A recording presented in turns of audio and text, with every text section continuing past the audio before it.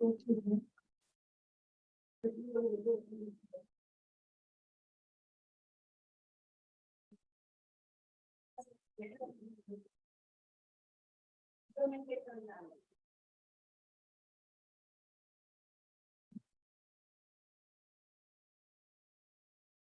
we start? Yes, sir.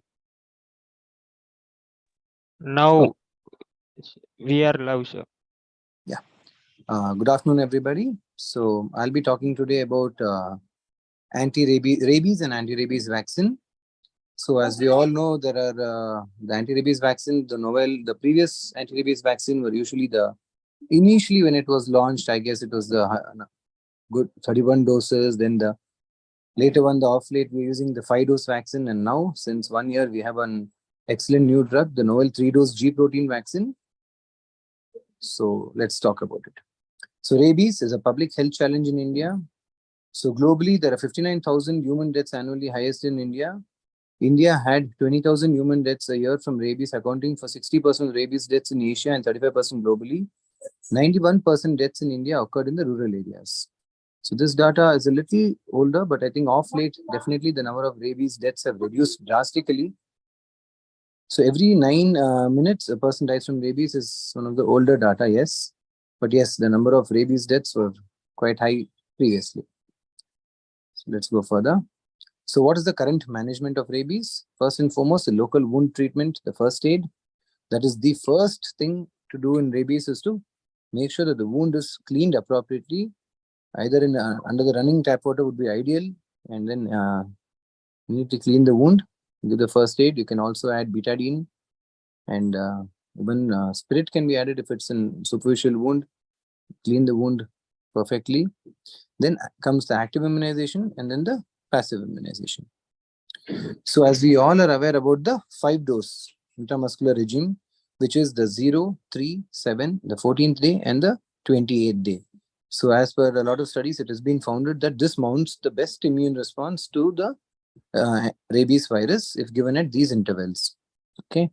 So this is what is followed by the national guidelines too. So what are the current challenges that we have in pre and post exposure prophylaxis? So non-compliance is one. And the current rabies vaccine are cell culture vaccines. And inactivated vaccines are greater than 50 years old technology, inconsistency in potency, the stability issues. And if you don't maintain the cold chain, there's always an issue. And there's also sometimes a short supply and most probably, what happens is in rural setups and the government setups, they usually don't have their vaccine supply on time and certain adverse events. Yes, complaints about the anti-rabies vaccine. So who received the full course of anti-rabies vaccine? That is the scheduled doses of ARV on the recommended dates are called compliant. And who are the delayed compliant is who completed the scheduled dose of anti-rabies vaccine within a 60-day period instead of a 30-day period, but deviated from the scheduled regimen. And who are the dropouts who had taken at least 1 dose of ARV after animal bite, but not completed all the scheduled doses. So most commonly, we rarely do see these 5-dose compliant people. But yes, there are always these delayed compliant and dropout compliant, non-compliant people, which we often see in our clinical practice. The whole reason being, after the first 3 doses or 2 doses, they tend to miss dates, forget dates, take it at different time schedules. That's what happens. Next slide. So the rabies post-exposure prophylaxis in the routine practice in view of the new Center for Disease Control and Prevention for World WHO. What are the limitations to the 4-dose WHO recommendation? A retrospective analysis done at Travel Clinic. A total of 110 patients were taken into consideration who received the rabies 4-dose PEP. The shortcomings in the management of these patients were late initiation of the rabies PEP in travelers, administration of the human rabies immunoglobulin, and the antibody levels less than 0.5 international units per ml in 6 of the 90 patients. That is 6.7% after 4 doses of vaccine. So what is the conclusion of this study? The patients do not always receive the optimal rabies post-exposure prophylaxis under real-life conditions. And there's a significant proportion of patients who did not develop an adequate antibody response even after the 4-dose regimen.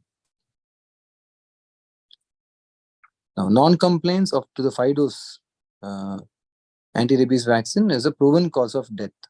So as per this, there was one 58-year-old lady, one 38-year-old man, and a 34-year-old man who had the three dose, and the 3 dose of the vaccination. That is the cell culture vaccine, chick embryo vaccine.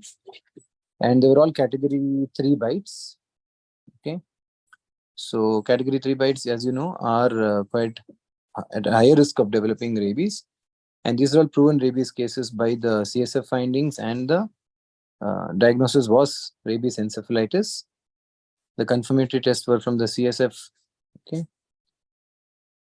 So here what happened was the hospital in these patients, one second. Yeah. The patient received category 3, 0, 3, and 7. And no rabies immunoglobulins were given in these patients. That is the one significant, important conclusion of these 3 cases. So hospital survival was 16 days, and the other 2, I think, death followed after admission of just on the second day. The reason of deaths may be due to lack of administration of the rabies immunoglobulin or poor compliance to vaccination. So one thing in these patients, I guess, did not complete their 5-dose vaccine. That's one thing. And moreover, rabies immunoglobulin was not given. So whenever there is a category 3 bite, and also one more important thing to note in these patients would be, we have to follow up with the dog that is bitten the patient. If that particular dog looks ill, is looks like having hydrophobia, is or dies within about less than 10 days of the dog bite, and the dog is no more, then those are most likely cases wherein the dog had rabies. And once you have such a suspected dog, an unhealthy looking dog is bitten, it's always better to give the anti-rabies immunoglobulin in category 3 bites. Okay, next slide. So the original actually complaints of the post-exposure prophylaxis among the animal bite patients, a hospital-based epidemiological study showed that this was done in Delhi Safdarjung Hospital. 360 animal bite patients, a pre-designed, pre-tested structural questionnaire was administered to the patient at the time of admission, at the time of presentation, and 53% were non-compliant to the full course of ARV. What mostly happens is patients after the 3rd dose, 2nd dose tend to say that I'm all fine, and they tend to miss their next few doses. So we had around a good number of non-compliance. So the brief research article, compliance of the anti-rabies vaccination and post-exposure prophylaxis at Municipal Corporation Hospital, Bangalore. Total number of 215 animal bite patients. 1 dose of rabies vaccine administered intramuscular on day 0, 3, 7, 14, and 28. Also measures constraints for compliance to complete the course. The compliance rate for intramuscular rabies vaccination was only 60%. So what is noted is there are a lot of dropouts. Next. What are the constraints for the compliance to complete the course of anti-rabies vaccine? One, it interferes. Many of these are usually, as we know, children, so they interfere with school timing. They either have exams or they miss their school, so they don't tend to take their dose on time. And most of these government centers tend to close by around 4 p.m. So they tend to not get their dose. Then distance to the hospital from their home, then the cost incurred, and forgotten dates, and loss of wages for the parents, that is, if they are not. So major constraint for complaints to complete the ARV was loss of wages. Many of these patients who have these dog bites generally go to government centers. So what happens there is they are a little socioeconomically low, but even though the government gives free ARV, they don't tend to take it because they have to miss their work to take their children. Next. So what is the evolution of the rabies vaccine? So like I told you initially, the initial in 1885, when I think the live attenuated vaccine came into existence, they were non-standardized in the dried preparation, and up to 31 injections of increasing immunology was required. Then in 1911, we had the minimally neural content liquid preparation, where 14 injections are required. And finally, the cell culture vaccine, the chick embryo vaccine. So these inactivated vaccine, cell culture vaccine required only 5 doses. Next. So So meeting the unmet medical need, introducing a novel vaccine with a simple and a shorter regimen was very important to help in the compliance of the vaccine. So then came up the rabies G protein vaccine. The novel 3-dose recombinant rabies G protein vaccine came into play about a year ago. It was a great boon for the treating rabies. So advantages of the G protein vaccine. first protein subunit vaccine prepared by the viral-like peptide platform technology. So in this vaccine, the advantage being you do not have the virus either live attenuated or the virus as such, but the protein of the virus, which builds a very good immune response at the same time without introducing the virus into the body. So the first vaccine with a 3-dose intramuscular regimen, 0, 3, and 7. Better compliance due to the ease. It's easy to remember and follow, and within 1 week your treatment is done. And convenience, ready to use, and there's no reconstitution needed. So there came the novel 3-dose recombinant G protein vaccine. It has the, like I told you, the viral-like peptide, VLP technology. The native virus, the G protein is difficult to stabilize. So the G protein isolation is done, purified, stabilized by Cadila. The virus-like peptides are protein complexes, exist as nanoparticles. The VLPs are similar to the native virus particles, but do not have the tendency to replicate or cause an infection. They cannot replicate, like I told you, no antigen. It has only the antigenicity and not the pathogenicity. So they are capable of introducing a strong humoral and cellular immune response, and VLPs are excellent as vaccines. Okay. So there's a study design which says the 0 and 3 dose and the 037 dose. The seroprotection data says the 037 dose is the ideal for the right amount of antibody response. Next. So this is a safety and immunogenicity of the novel 3-dose recombinant nanoparticle rabies G protein vaccine administered as a simulated post-exposure immunization. RCT multicentric phase 3 clinical study was done. So let's go through the conclusion of the study. Next. So the phase 3 study was to evaluate the immunogenicity and the safety of the rabies G protein vaccine administered as an simulated post-exposure immunization in healthy volunteers. The randomized comparative controlled multicentric study was total subjects of 800. So 0, 3, 7, 14, and 28 regime against the 0, 3, 7 regime. Next. So the efficacy and safety was compared between the two, and the results were consistent across different age groups and genders. Observed differences 1.52% with a pre-specified margin of -4%. Non-inferiority for seroprotection. Primary endpoint of day 14 and 42 were met. Test and comparator are identical in seroprotection rate, both on days 14 and 42. So there is definitely, it says non-inferiority to the standard rabies vaccine with the ease of 0, 3, 14 dosing. Next. What was the study conclusion? The novel 3-dose was non-inferior to the reference vaccine, 1. Less adverse effects compared to the reference vaccine, 2. And the novel 3-dose was found to be safe and immunogenic and was comparable to the 5-dose of WHO pre-qualified vaccine. So this indicates that the 3-dose vaccine, better compliance, less adverse effects.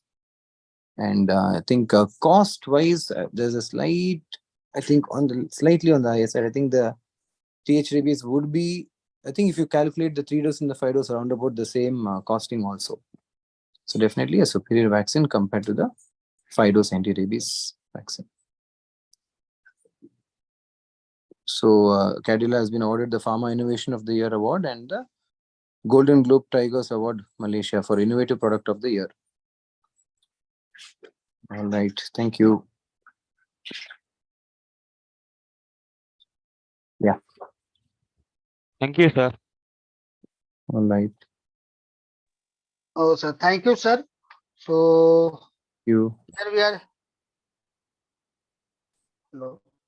Hello, sir. Thank you, sir, for your valuable time, sir. So as per the participant is given some questions, sir. So would you like to ask, sir? So once.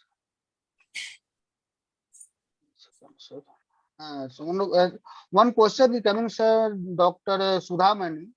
So what is the common symptom of the rabies, sir? See, the common symptoms of rabies when after the patient is bitten by, if it is for sure a rabid dog, the initial symptoms would be fever, myalgia, arthralgia, nausea, vomiting. And after, say, around the week or about 10 days, there will be symptoms of dystonia, abnormal movements, hydrophobia, and then altered sensorium, and then finally death. Yes, sir. Yes, sir. Sir. Okay, sir. So And it is a sir, disease with one 100% mortality. All symptoms of classical viral meningoencephalitis. Symptoms of yes, any yes, viral fever and viral meningoencephalitis. To start with, it starts as a viral fever. So only on coaxing the history, you will get to know sometimes that otherwise we'll be treating, just like a viral fever. yes, yes, sir. Sir. An abnormal response on being exposed to a glass of water, that will be on the later stages only. Once they develop into full-fledged viral encephalitis, that is when they'll have the classical hydrophobia. Otherwise, it'll be just like a, just like a viral fever to start off with.